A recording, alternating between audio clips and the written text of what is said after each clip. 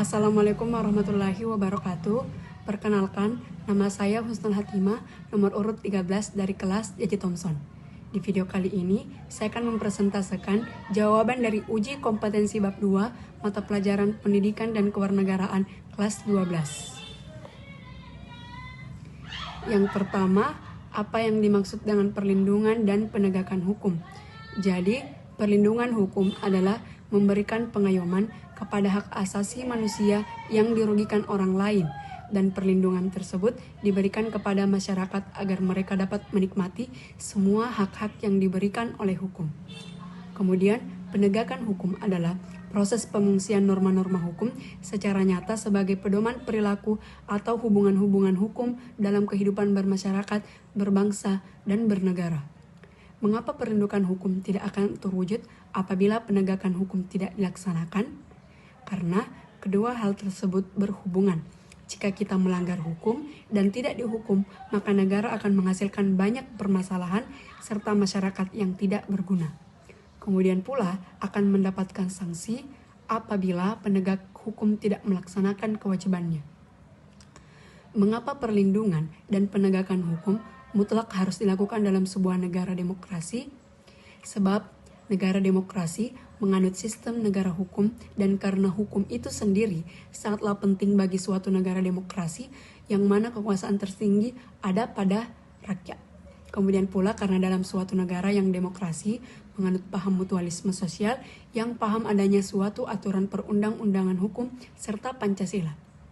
Kemudian bedakan peran polisi, jaksa, hakim dan advokat serta KPK dalam proses penegakan hukum di Indonesia. Polisi menyelidiki, menangkap tersangka, hakim orang yang memberikan keputusan setelah mengadakan pemeriksaan di pengadilan. Kemudian jaksa orang yang mengajukan perkara berupa tuduhan serta tuntutan hukuman. Advokat sama dengan pengacara, yaitu orang yang memberi nasihat, membela, mewakili orang yang menjadi kliennya. Kemudian mengapa terjadi pelanggaran hukum?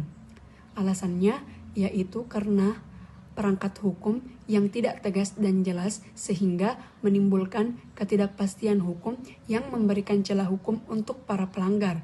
Kemudian setelah itu struktur sosial dan politik yang timpang menyebabkan seseorang dengan mudahnya melanggar hukum. Namun alasan yang paling utama adalah kesenjangan ekonomi yang terjadi. Hal ini secara tidak langsung menimbulkan ketidakpuasan terhadap keadaan ekonomi yang ada di masyarakat, yang disebabkan oleh ketidakmerataan antara satu golongan dengan golongan yang lain.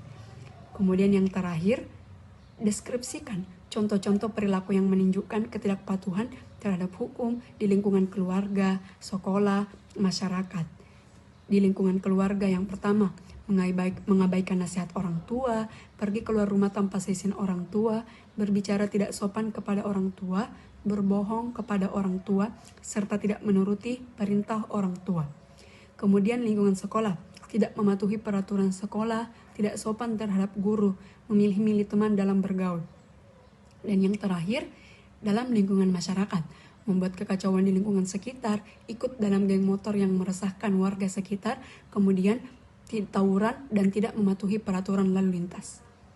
Mungkin hanya ini yang dapat saya sampaikan. Kurang dan lebihnya mohon dimaafkan. Akhirul kalam, mohon maaf apabila ada kesalahan kata. Wabillahi taufiq wal hidayah.